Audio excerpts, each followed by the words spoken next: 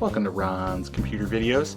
Hey, I was thinking about something that, as Macintosh sort of wraps up, you have to think about how do you go back to your normal content that you might do on your channel. And if you've seen any of my videos, you know that I'm an Apple enthusiast. I think I've only made like 1 or 2 PC videos, but what I kind of thought is I've got a backlog of Apple II stuff that I need to do. But I also have a video that I've been working on for literally forever, because every time I get really close to producing the video, I get a new part or I get a new thing that I want to share, and then it sets me back to zero. So anyway, I was kind of looking at my December 1990 issue of Insider A+. This is kind of a fun magazine because it does cover a lot of educational stuff. There's Apple II things in here, especially, and as things kind of navigated more into the 90s, they started picking up a lot more Macintosh articles and things. So, I was reading this the other day, and I came across a great article that is all about Apple's new Macintosh LC. And they kind of asked the question, is the LC what the 2GS should have been? And the answer is maybe. But the LC was really, really popular with education just because, it's a small machine. It's got a small footprint, nice 12-inch screen. It's all kind of designed to all fit together. Very svelte little package to put on your desk or to fill up a computer lab. And as I was reading the article, they kind of give it a mixed review. This article's by Paul Statt, who was the senior editor of the magazine at the time. That it just kind of goes through, and it's got a lot of information about the LC and about how you can connect it with maybe other Macintoshes that you have on your network. And then they talk about emulating Apple II computers on the Macintosh, which was sort of a exciting thing at the time. And more specifically, they talk about a fun card that Apple produced, which you're all, I am sure, aware of. The Apple II, they call it in the magazine here the Apple II emulator, but everybody knows that it's the Apple IIe Card for the LC series machines.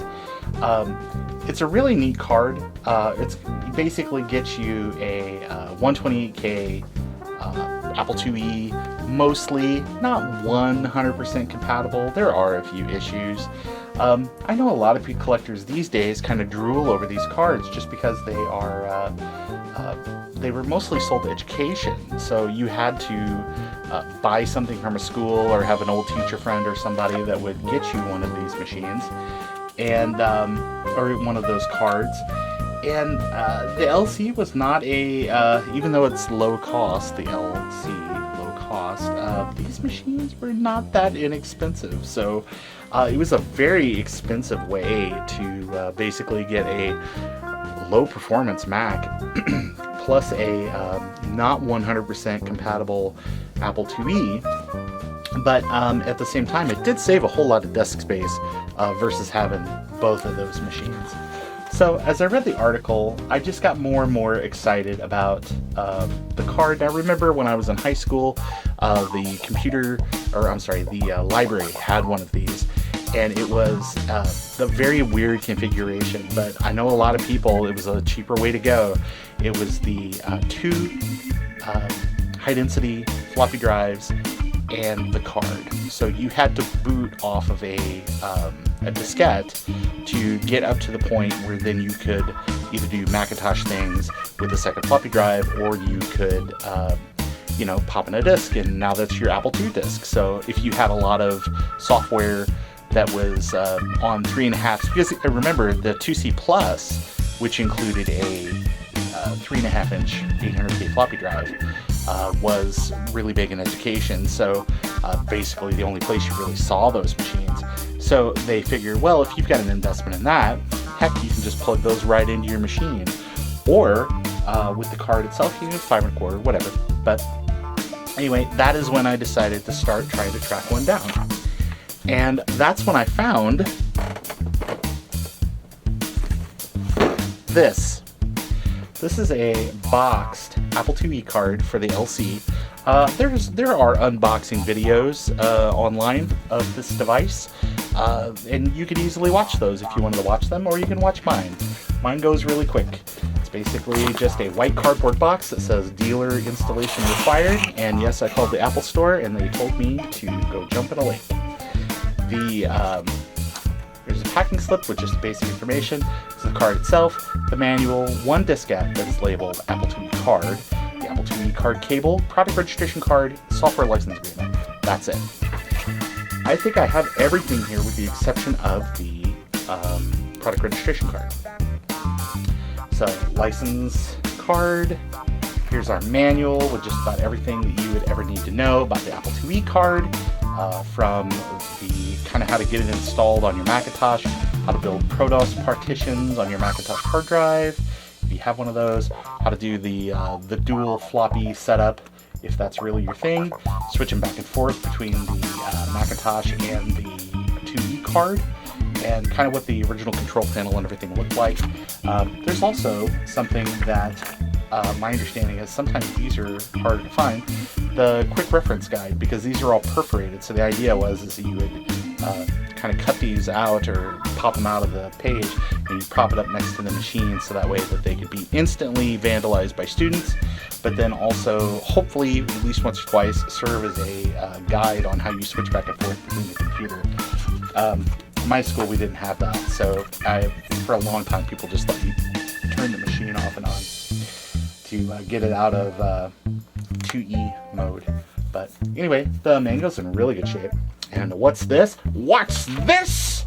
It is a information sheet about an upcoming software upgrade for the IIe Card software, which means that this was probably a later one. This one's dated 1991, so I'm going to say that this would probably be later in the card's life if they were letting you know about that software upgrade.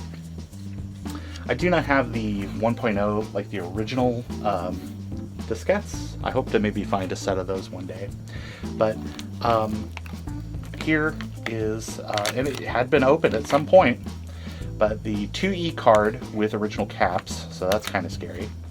And the seemingly more rare original cable with the plastic on it, which makes me think that no one ever really used this cable for some reason. Maybe they were doing everything like on the machine just through software. I don't know for sure. I don't have a time machine, but there's not a lot of scrapes or scratches or anything on this, so this is probably the rarest part of the whole darn thing is this goofy cable. And what it does is you plug this into the back of the IIe Card, and man, those pins are all kind of gnarled up. So maybe somebody did use it and they just left the cables on, or left the little plastic on. But and then it also gave you a key joystick rather, and a floppy connector, so you could hook up 5 1/4 floppies and load games and load all your software and protect your investment in your Apple software.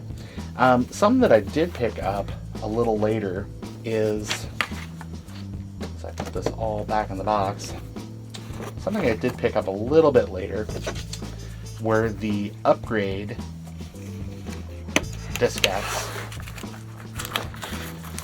for the version 2.0 of the software. Apple had a little, I think this basically just came in a padded envelope, which is long gone, but basically it's just an update guide to tell you how to use the software, and I do have the packing slip for this as well. It says there's the owner's manual, I guess you can get another owner's manual. Upgrading your Apple IIe Card software, that's this. You have the 2 diskettes. You have one that is labeled 2E installer disk, and you have one that is labeled 2E startup disk. So the idea was that if you, I think this just has like System 6 on it, like a super stripped down System 6. maybe 701, and the 2.0 software for the IIe card. That I've never plugged this into a Mac, so I don't know for sure. I'm just trying to go by memory. And then the installer disk, I think, was just like the full whatever software where you could install it if you had a hard disk. But I picked these up from a lady who was a former teacher, who was one of these people that's like, hey, this is just taking up a lot of space. It'd be great if this could go to a good home, somebody that's going to really like enjoy it and kind of like respect the historical value, especially in education, of this device. So that is where I got this. Now, this is one of those things that I got much later. The what I got a little bit earlier is another card that I picked up when I bought a IIe from like an estate sale. And this one was in some bad shape, and it had some capacitor leakage and things. So I recapped it, which is one of the toughest Macintosh recap jobs you'll ever do. There are 2 electrolytic capacitors, and that's it. And I went ahead and installed not electrolytic capacitors, so that way that hopefully this will last for a good long time now. But where this left me when I had this device is, how am I going to hook this up? Like, how am I going to get a floppy drive or a joystick hooked up to this? Because I didn't own either one of those things. And it was sort of a pain. So I had the card for a very long time and just didn't have any kind of way to hook it up, or hook up a floppy drive or hook up a joystick. So what's the fun in that? So what I went ahead and did is I started looking around online and asking questions. And it turns out that there is a company that's called IDC. And what IEC rather, pardon me, what IEC does is they make custom cables for all kinds of old computery things that haven't been around in a very, very long time. So this is their cable. I think it is part number L1573. And basically what this gets you is the wacky high density port that's on the back of the IIe card. And then it goes out to a joystick connector and to a keyboard connector. And this works really, really well. And I think maybe the best part about it is it was $33.75 shipped. So yeah, now it's part number L1573. So if you go out to IEC's website, which I think is just IEC.com, maybe? Let's see. Is it written on here anywhere? No, it's not written on here. But nice guys, and I was able to just order it. You do have to call them though, because this is not something that they typically just keep in stock. So $33.75 shipped to my door, and it was everything that I needed to use the IIe card. Well, some time went by, and I got to be active out there on some Macintosh forums, and I met a guy named Dougie. And what Dougie did is he, a couple of years ago, like I think he said maybe 2016 or something like that, he made a whole bunch of these adapters. And what these adapters are is basically, he calls it the Apple IIe Card I/O breakout. And what this does is, on the back side of the card, you get the high density connector for the IIe, or for the IIe card. And basically it just splits it out. So you don't have a bunch of cables and stuff hanging off the back of your Mac.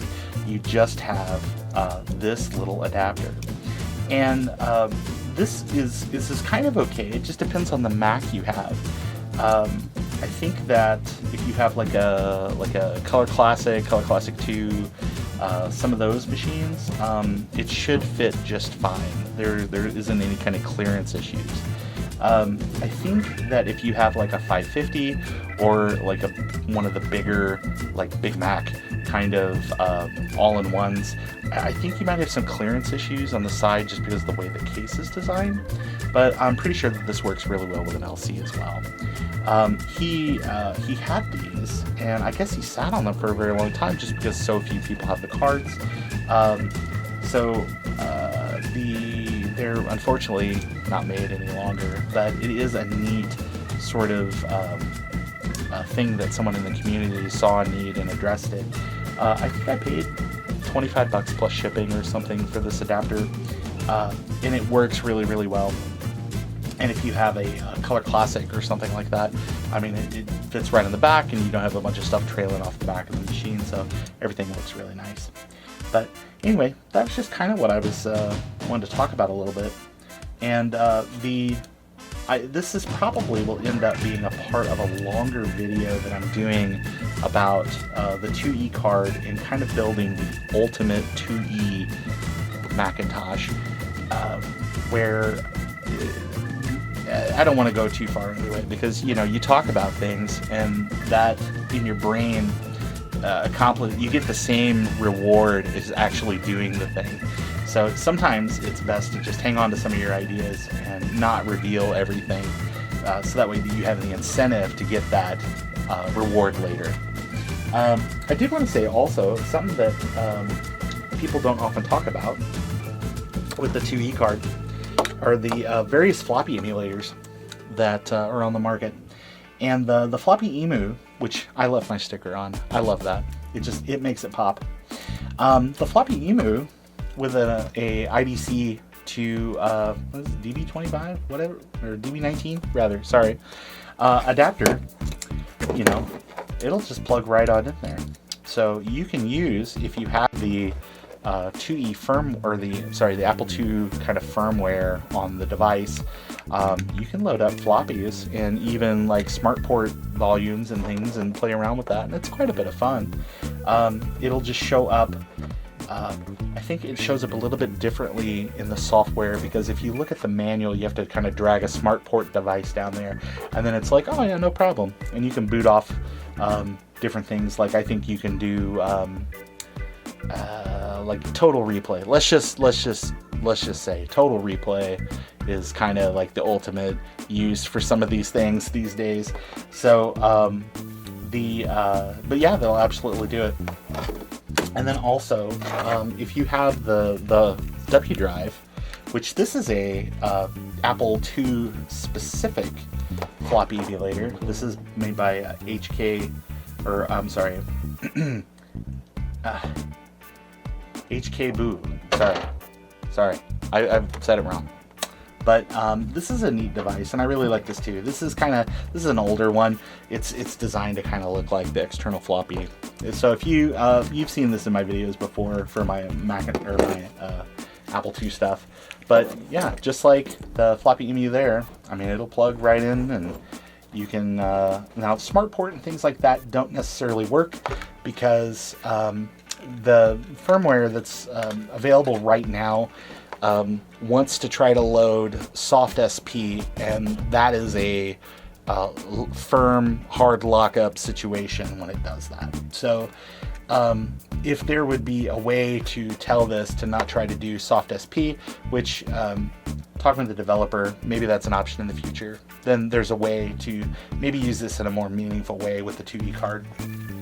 And I'll go into further detail kind of on, you know, on both solutions, and just trying to maybe figure out what works best for your wallet, because this is considerably less expensive, the W drive, than the floppy EMU, but it's a little rougher around the edges.